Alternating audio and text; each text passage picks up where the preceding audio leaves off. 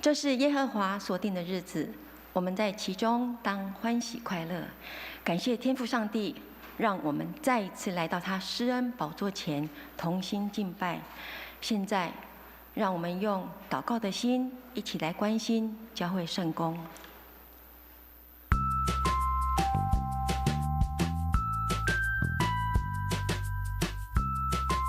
各位弟兄姐妹平安，让我们一起来关心教会事工。本会于10月3号上午10点举行联合礼拜，当天有圣礼典，之后召开会员和会并办理长职选举，详情请看周报。9月20至21号因中秋节连假，办公室休息。109学年度第2学期奖学金申请到10月10日截止。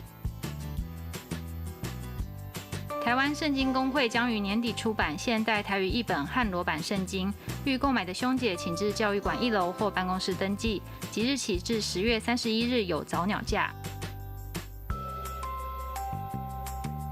下半年学道班于10月24日开课，如欲受洗或上课者，请向办公室报名。12月19日举行圣礼典。今日下午1点，爱家团契举行年会暨下届会长选举，会后召开同工会，地点在教育馆501教室，备有茶点一同分享，欢迎所有爱家的会员一起参与。9月26日下午1点钟，爱家团契邀请本会杨晴妹长老分享，欢迎大家踊跃参加。以下是团契选举会长的时间，请代祷。陈俊明弟兄于9月7日安息主怀，10月2日上午10点半在第2殡仪馆举行告别礼拜，愿上帝安慰家族。请持续为身体欠安的弟兄姐妹代祷，愿上帝安慰与医治。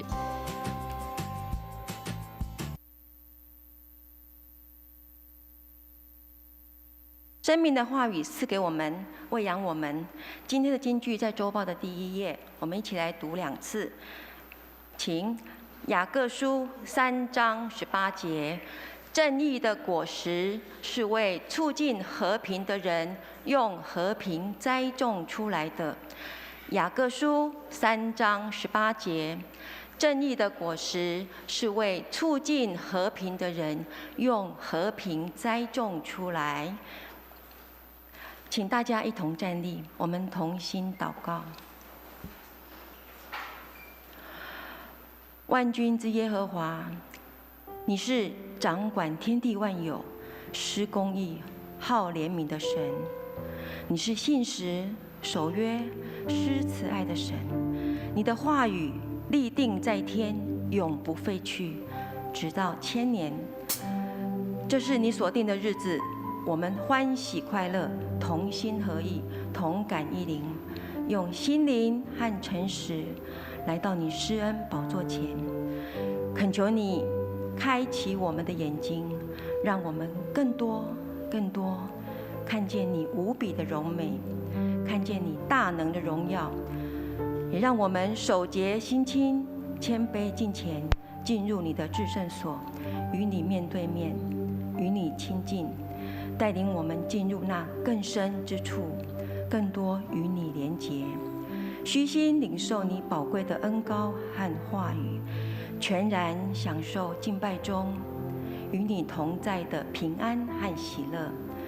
主啊，世界各国的疫情仍蔓延，依旧动荡不安的今天，我们因着你丰盛恩典，眷顾怜悯，得以安然经过疫情的危机高峰。我们以欢喜感恩的心，在你的面前，不仅要开口齐心歌颂赞美你，献上满满的感恩。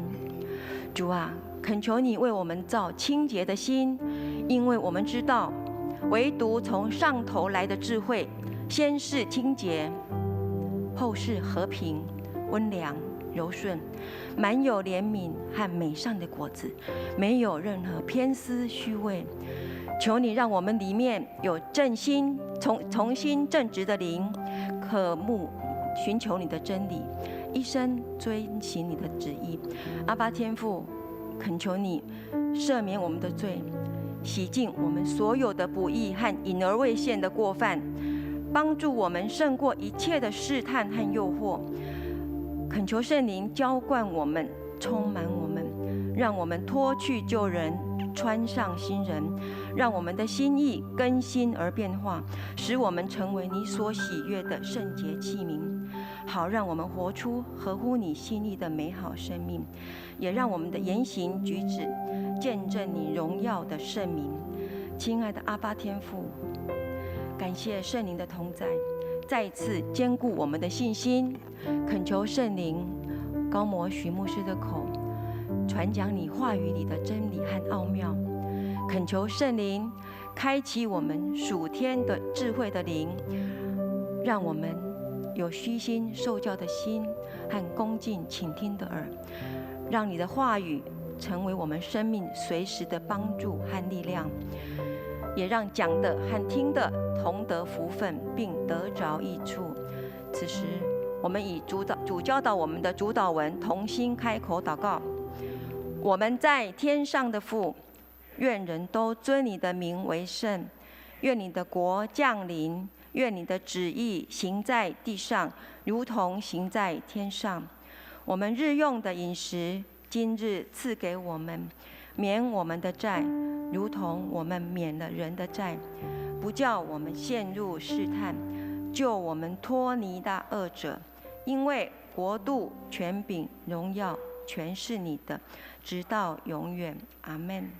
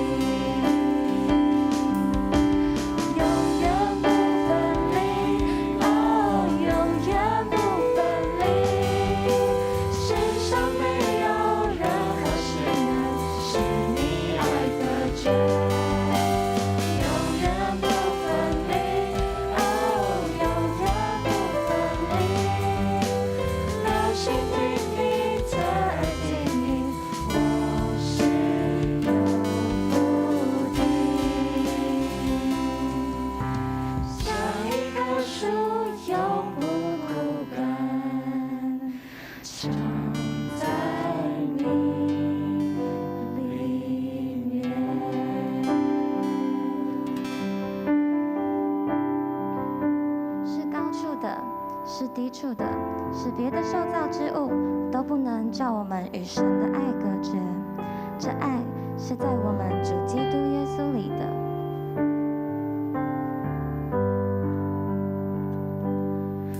纯洁的心，这是我渴慕，一颗紧跟随着你的心。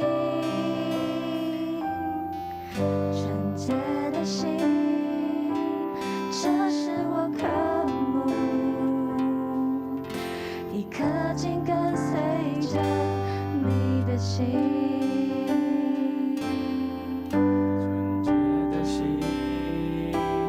这是我渴慕，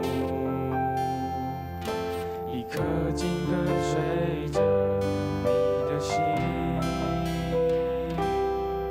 纯洁的心，这是我渴慕，一颗紧跟随着你的心，谨记你的话语，最不可进入，永远让你来掌管，一颗专注的心，一颗怜悯的心，得着你的喜悦，让这心上的敬拜只剩到你面前。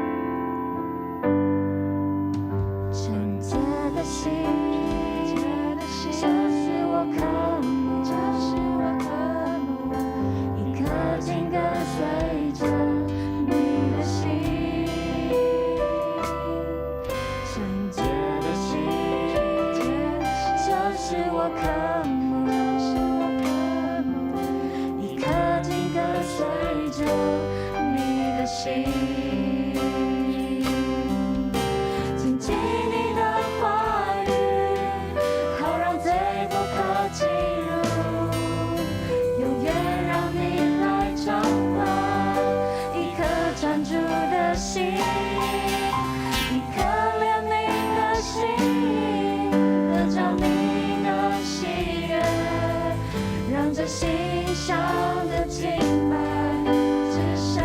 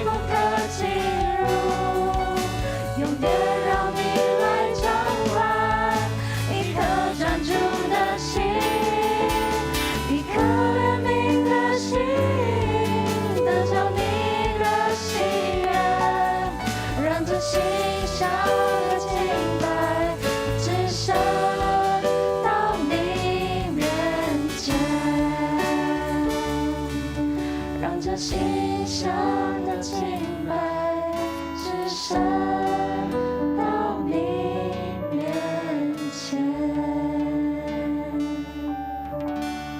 是的，天父上帝，恳求你圣灵在我们中间运行，让我们真的有一个纯洁的心到你面前来。我们的祷告，我们的敬拜，成为馨香之祭，直达你的面前。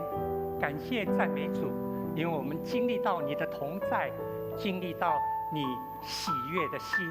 这样感谢祷告，奉耶稣基督圣名，阿们。弟兄姐妹，请坐。我们感谢主上帝，让我们能够再一次的聚集，尤其在这几个月，我们经历到不同大环境的挑战。这个挑战比较不是过去我们所经历到的台风、地震，它所带来的震撼。这几个月所带来的挑战反而是它形成的，让你一段时间，3个月、4个月，继续让我们被框住了。所以在这几个月，有几个的字词，有一寡字眼，让咱定心学习。有一些的字眼，让我们重新学习到。我们以前会想到什么叫框住吗？一个框框把你框住了。哦，原来这个人你去到哪个地方，你要被点名、被记录下来、被疫调。这个跟疫情的调查有关。我们这几个月持续性的经历到这个大环境所带来，让我们学习的功课。这些功课，我们求主帮助我们，尤其是借着他的话语，给我们得着从天上来的智慧。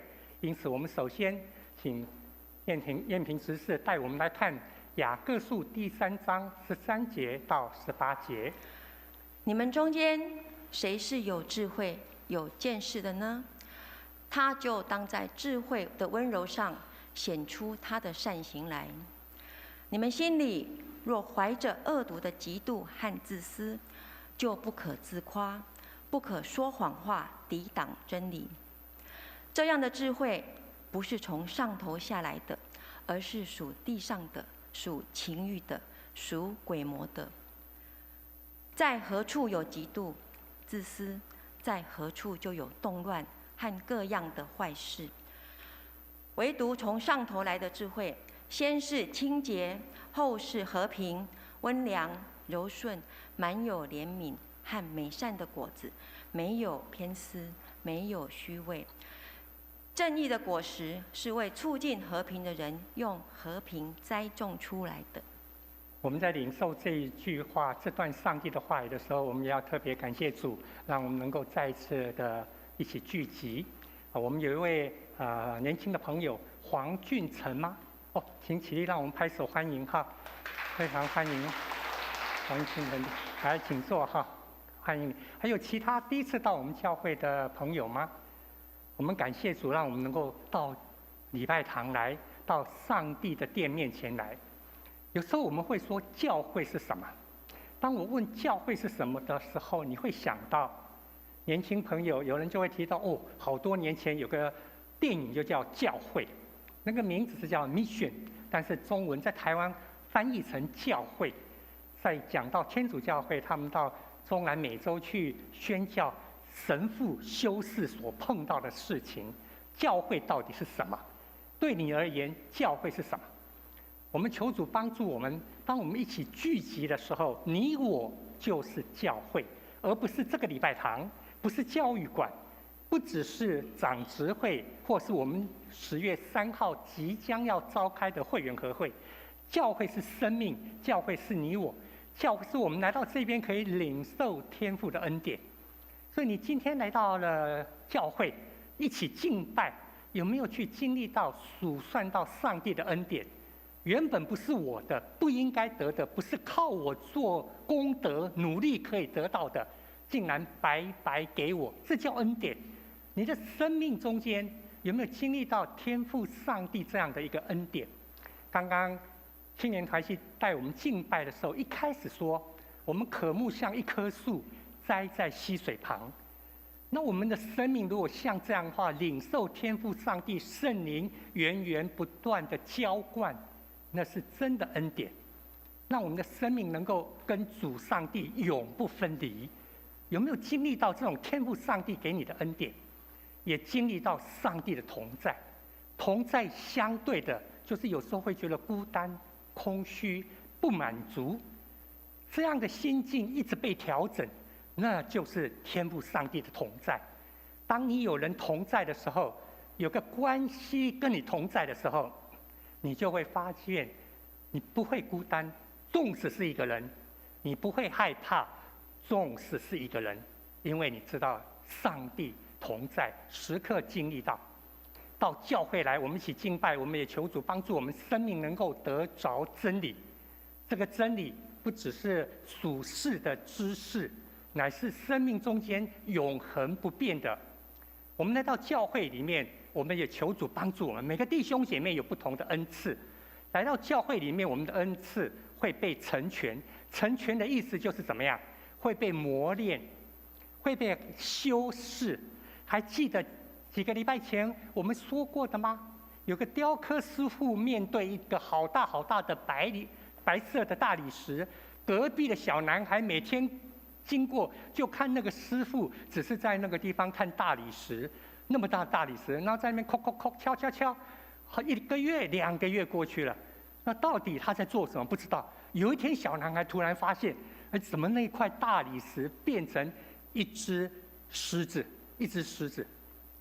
我们的恩赐有没有被雕琢？有没有被激发？有没有被磨练？我们愿不愿意被雕琢、被敲打？我愿不愿意被敲打？越是困难的时候，我越愿意；事情越多的时候，我越愿意。里面那只白狮子才会跑出来啊！否则的话，就是一块大理石在那个地方。所以来到教会，我们求主帮助我们，我们的恩赐能够被成全。当我们愿意回应的时候，你会发觉你的生命被上帝不断的雕琢，越来越精致，越来越提升。这是最大的功课。我们常在教会里面听到一个很有趣的字眼，叫做顺服。顺服，我做啥拢好，就这行唔通做，这行唔通。我拢啥拢会用的，但是这我无法多。就在这种对话中间，我们的一些恩赐就被限制住了。当然，我们不知道上帝到底给我们这个完全到什么地步，但是我们愿意领受被成全。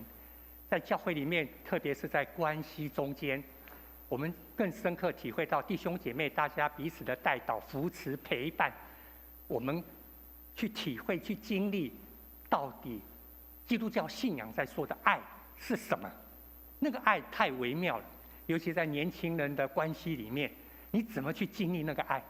以前传统的爱是说，爱是把菜吃光光，爱是为晚归的人留一盏灯，爱是说了好多爱是什么？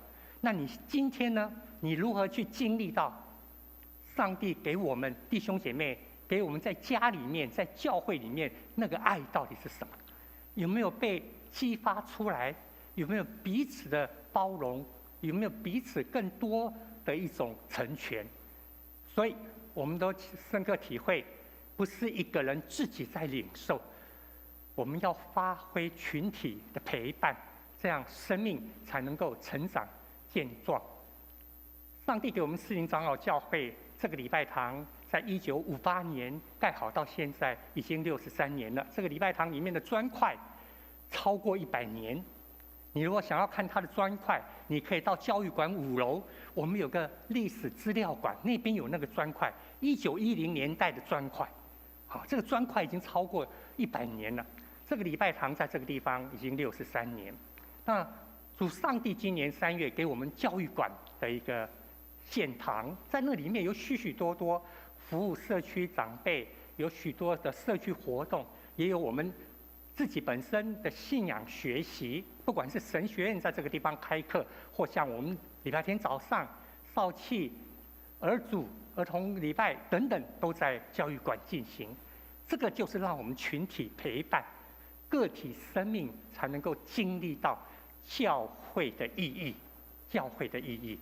所以如果这样的话，今天的经文我们一起学习2个功课，一个是天上头，和本的圣经是翻译成从上头来的智慧。2010年版本的和本就是我们所谓的和修本，是翻译成从天上来的智慧。所以这段经文在告诉我们2件事情，一件事情是上头天上到底在指什么，第2个就是在说的智慧，在说的智慧。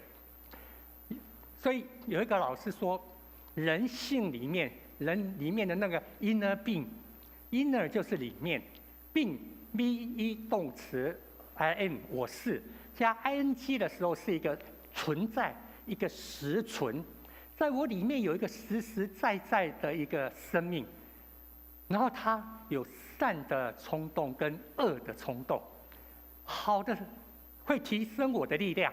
常常让我经历到平安喜乐，甚至让我有一种行公义的动力。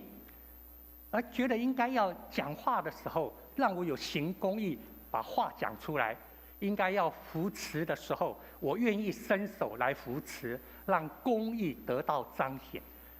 而且这样的一个善的动力，常常会充满了恻隐之心、同理，不是只是站在我所看到的现象笑一笑。在这样的一个力量里面，他不会有酸言酸语，不会，他不会讲一些酸言酸语，他反而常常会有恻隐之心去爱别人，所以他会带来欢笑，带来喜乐，带来力量。我们会看到这样的一个冲动，但是人呢，有时候我们会有一些软弱，我们会说叫做钻牛角尖。你一旦进入那种情况的时候，你会发现有一个力量一直把你拉下去，一直把你拉下去，落入了生活中间的一些陷阱，你不一定愿意去的。钱财带来的一个陷阱，很容易就让我们觉得，哎，这个是我所要的，可以得到。一种是情欲，或是甚至掌声、名位这样的一个迷惑，那种恶的力量让我们陷入那个地方，它会带来很多的纷争。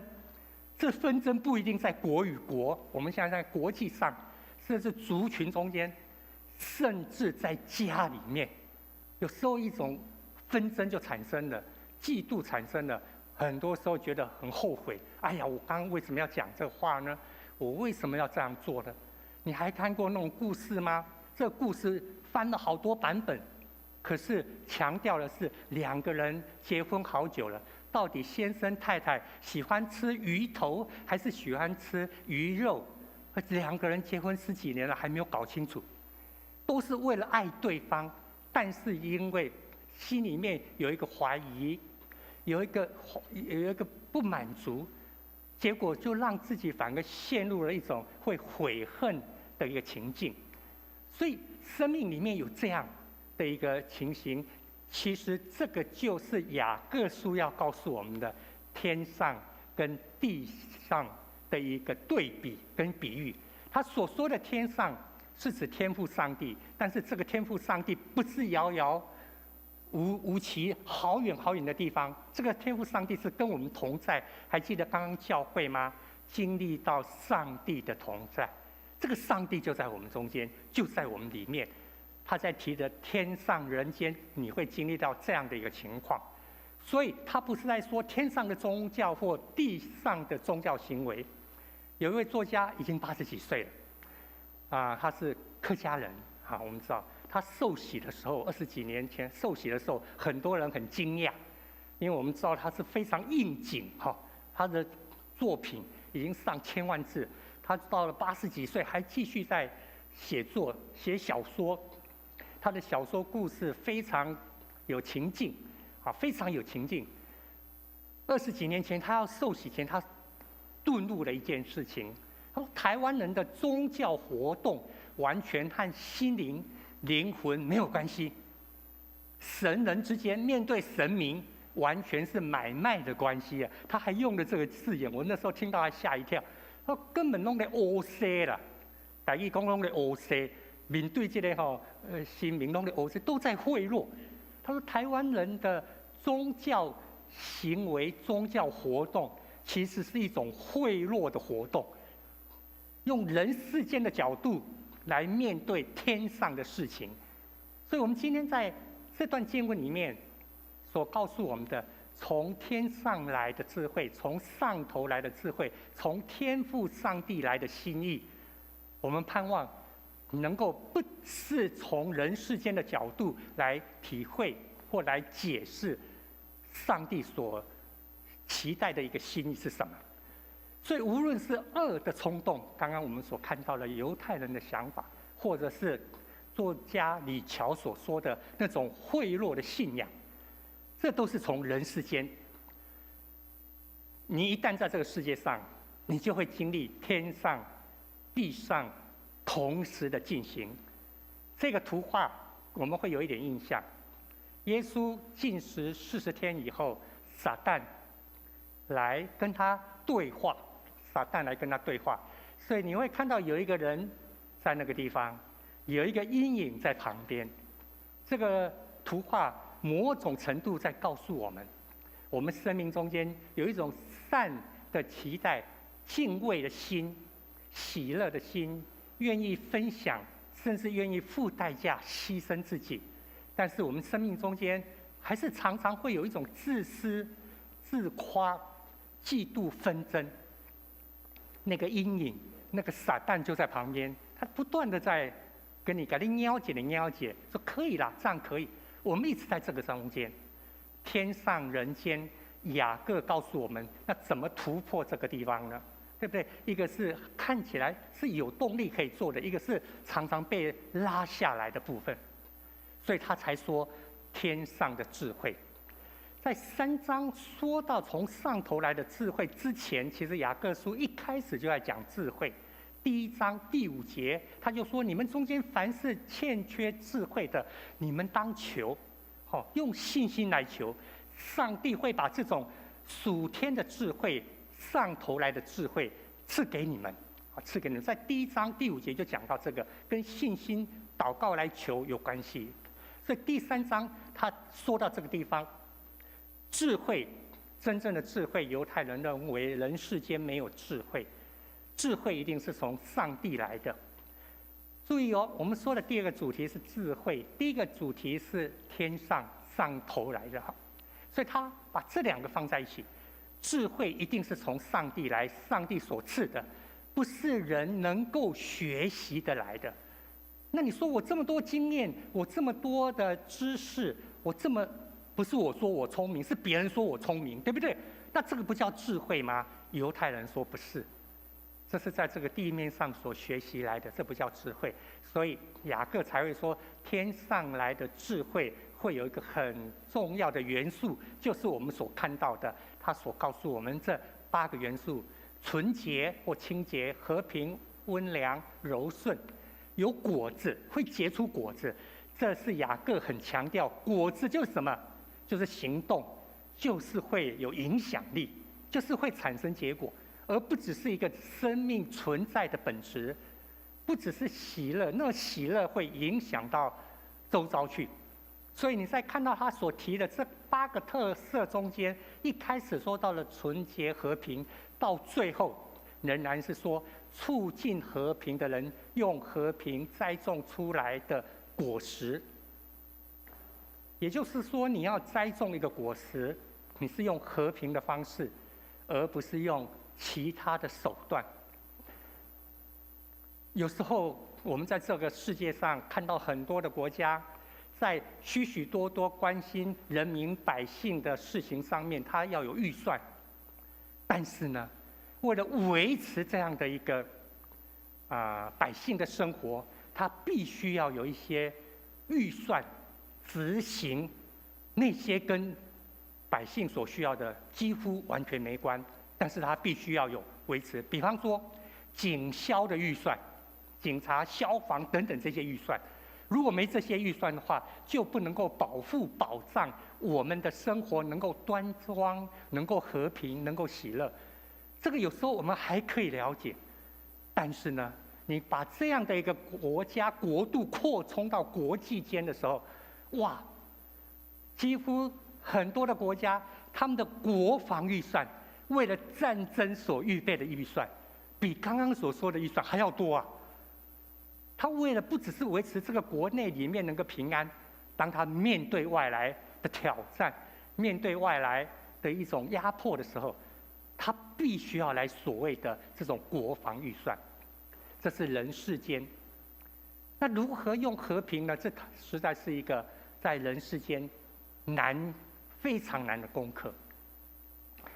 所以，从天上来的智慧，我们所看到的，在说到真正的智慧，它是和平，而且会促进我们跟上帝中间的一个和睦，促进与人之间的一个正常的关系。这是真正的智慧，从天上来的智慧，用这个来检验我们自己。2年前，土耳其他们的创意，我们年轻人会有很多创意，你可以去上去看看，有太多就是一幅图画，然后他用对照，左边这个图画让我们看到的，好像有一个世界的眼光，你看到是那叫什么花啊？那整排那叫什么花？看到那个风车，就让我们想到，哦，好像是郁金香，好漂亮的花。那左边也是一整排，那是什么？那个在晒太阳。我们当兵都知道，你要把枪拆解了，然后要上油，要把它预备得很好。左边整排都是枪，这是我们很真实的世界。在这种真实的世界，这种对照中间，你会反射回来你自己的生命。你的生命中间的智慧是上头来的，还是自己从人世间因为软弱、自私这样的一种所谓的智慧，产生冲突，它产生紧张、自我中心。右边我们看起来本来就是一杯小小的 Starbucks 这一个咖啡，可是上面一半，那上面是什么？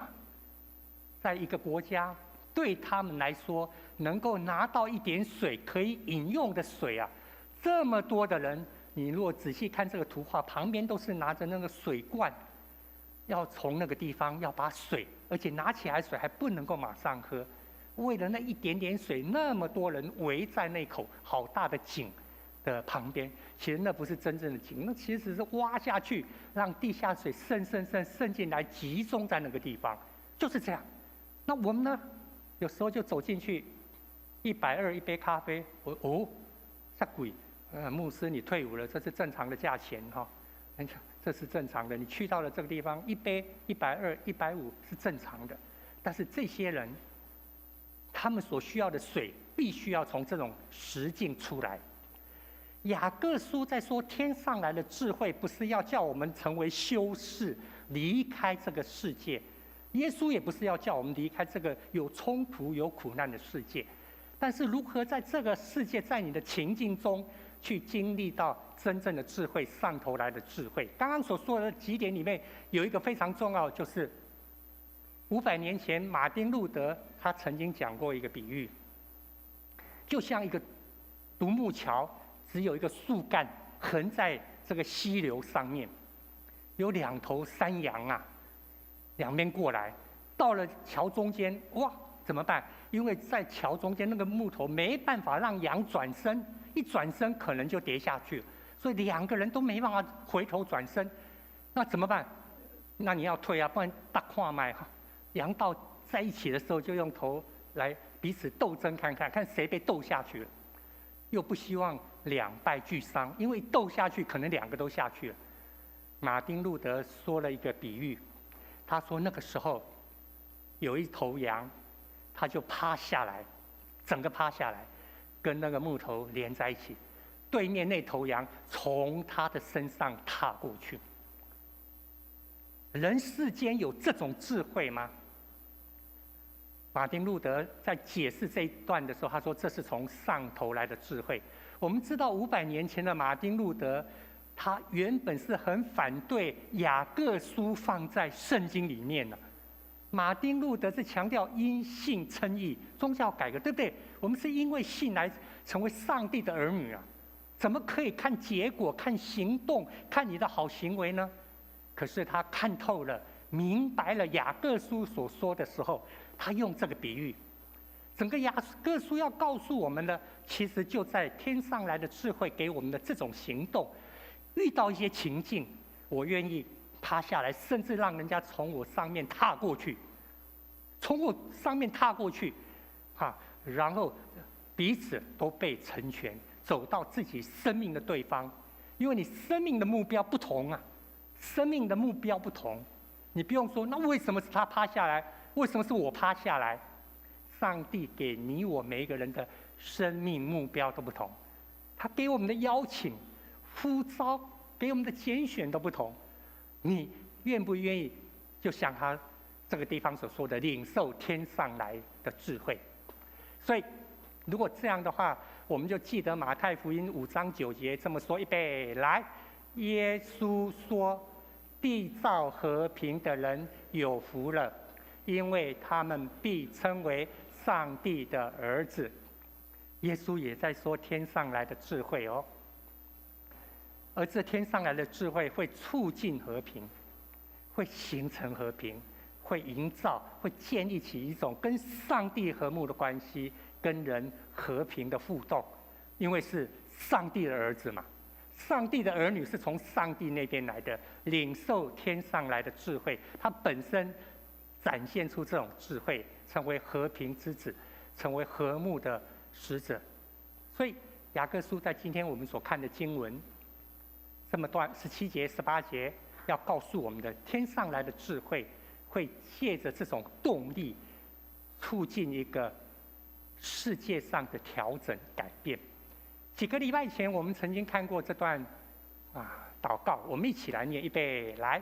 上帝啊，赐我平静，接受所不能改变的事；赐我勇气，改变我所能改变的事；赐我智慧，知道这两者的差别。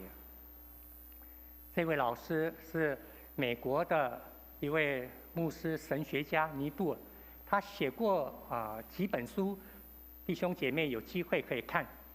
曾经写过宗教与文化，宗教与文化真的需要很大的对话，尤其是基督教信仰福音传到亚洲来，亚洲这么多元，不要说台湾，那我们台湾我来拜公嘛，对不？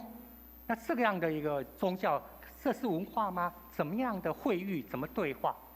他也曾经写过一本书，叫做道德的人与不道德的社会。当我们都是自己一个人的时候，其实在弄好人呢，你有发现吗？如果你自己一个人的时候，真的是好人。你自己一个人的时候，当你在路边看到有人需要，你真的是口袋有钱可以给他，可以。但是当你在一个群体中间，这个群体包括家庭，当你这个钱要拿给他的时候，你要想到，我儿子明天说还要交音乐班的钱，到底有没有啊？这样够吗？赶快把这收回来，因为我要想到我儿子的需要，要想到我们家明天的吃饭，要想到我以后的需要，所以我这个时候拿出去，就不是个人的事啊，对不对？是要考虑到家。当政党中间在讲和谐，彼此应该要双赢的时候，我派代表出来跟对方讲。我讲的不只是彼此可以讲，回去我还要能够说服我背后那群人。他在说这个叫做，你一旦在群体里面，就产生这种许许多多要去思考、面对的挑战，形成在不道德的社会里面。因为只要2个人以上，自私就产生了。一个人没有所谓的自私，2个人以上就产生了自私、自我中心。这是不道德的社会。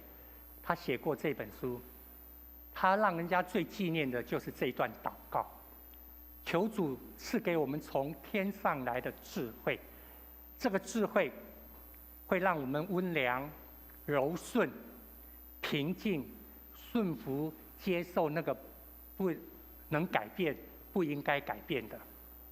不要想去改变1年4季，不要想去改变太阳出来，太阳落下，有早晨，有晚上，圣经所写的这些，不要想去改变这个，让我们能够顺服在这间，享受在这里面。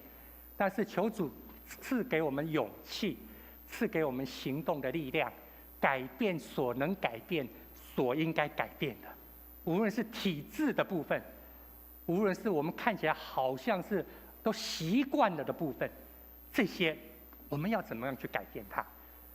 最重要的是给我们属天的智慧，分别这2者，免得把左边的放到右边去，把右边的放到左边去，那就难了，造成更多的混乱，造成更多的纷争。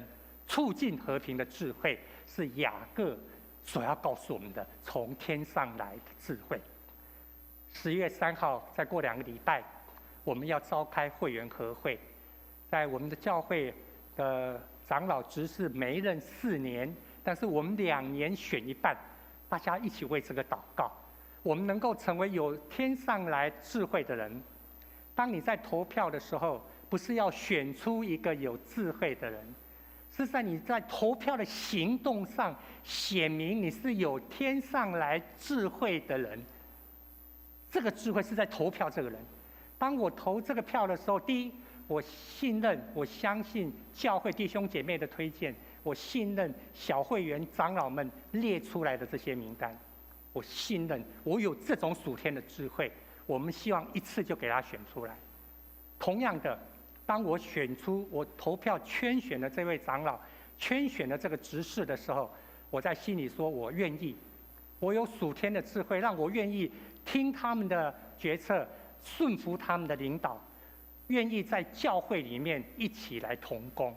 这是我们在说到促进和平的智慧，从教会一开始有，在耶路撒冷，当人多的时候，就必须要除了使徒12位以外，还选了执事，以便于让弟兄姐妹这个信仰群体，我们在说的教会是什么？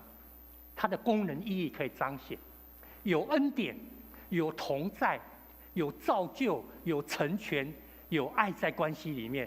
第一页你还记得吗？如果不记得，回去看录影就可以看到第一页。那每一次你到教会来，你都能够经历到这个。那个原因是什么？不是这些人都预备好了，不是我们早上来做礼拜，人家同工都预备好。我们9点敬拜，他们8点就来了。敬拜团年轻朋友8点就来，招待的同工很早就来。不是每次来就是他们都预备好了，我就是来做礼拜，回应上帝。而李乔说这可惜哦，不只是在宗教的活动上，而是在心灵上领受上帝给我们的促进和平这种属天的智慧。这是我们10月3号会员和会很重要的一个功课。所以在这种环境的影响之下，求主帮助我们来读中间这一段经文，预备来。因为是上帝在你们心里运行，使你们又立志又实行，为要成就他的美意。另外一个圣经翻译的版本在后面这句是说，既愿意又能够实行上帝美善的旨意。有意愿，又有能力，有意愿，很多时候不愿意。这个明后天不行啊，我有活动有活动，这个怎么去调整这个部分？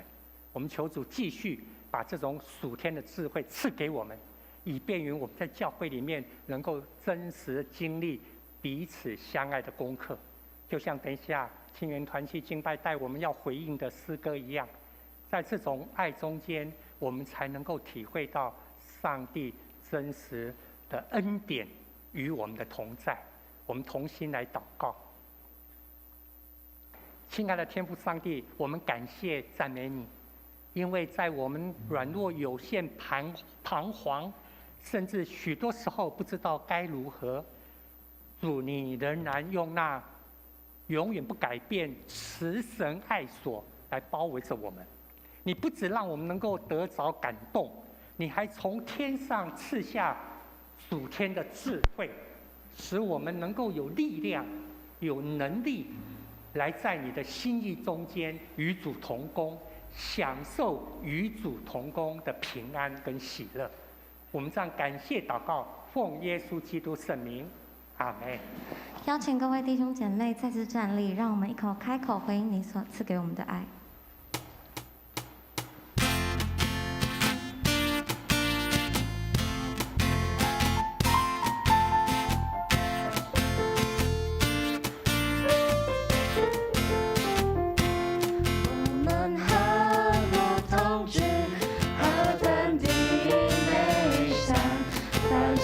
全是温柔忍耐，竭力保守圣灵赐合一的心，凡事恩赐怜悯相待，在耶稣里彼此相爱，在耶稣里彼此相爱。少嫉妒论断，多饶恕关爱，我们爱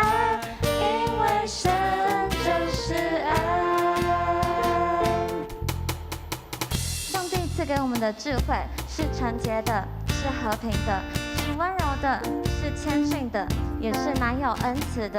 他怎样爱我们，我们也要如此相爱。我们何如同居，何等的美善，凡事谦虚温柔忍耐，建立保守圣灵，赐合一的心，凡事恩慈怜悯相待，在耶稣里彼此相爱，在耶稣里彼此相爱，少嫉妒论断，多饶恕关爱，我们爱，因为神就是爱，在耶稣里彼此相爱，在耶稣里彼此相爱，少嫉妒论断，多饶恕关爱，我们爱，因为神就是爱，在耶稣里彼此相爱，在耶稣里彼此相爱，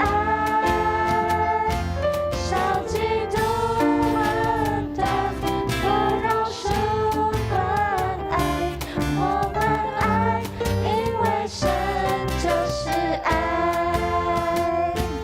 我们爱，因为神他就是爱。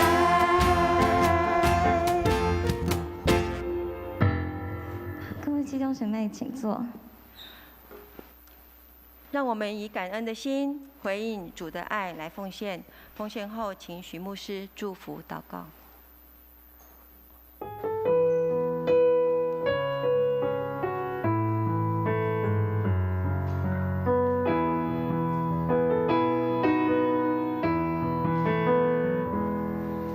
你的恩典每天够我用，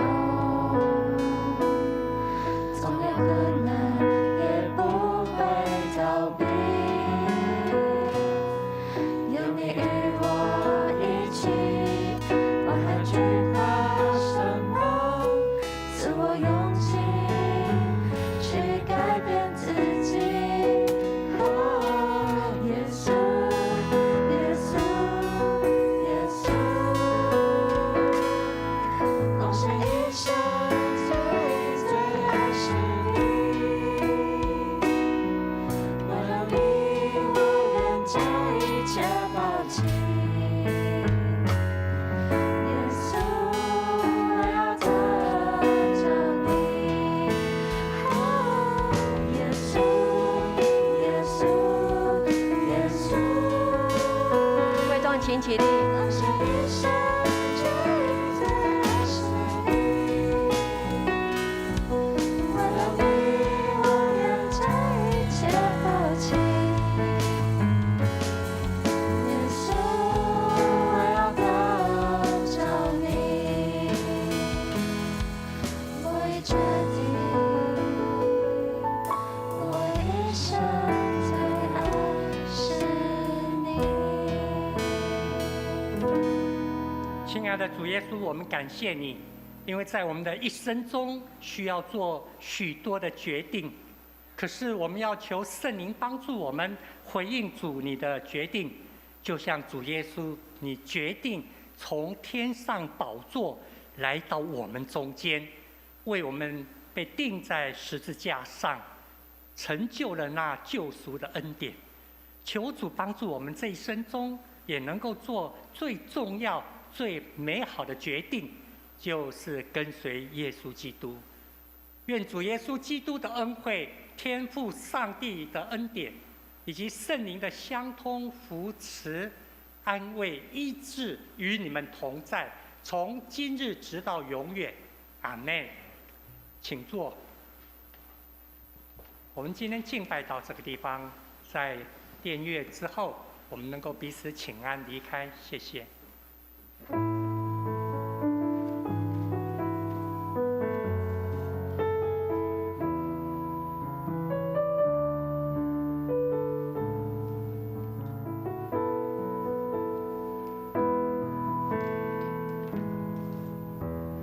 当我不明白事情的由来，信心不足的时候，求主帮助。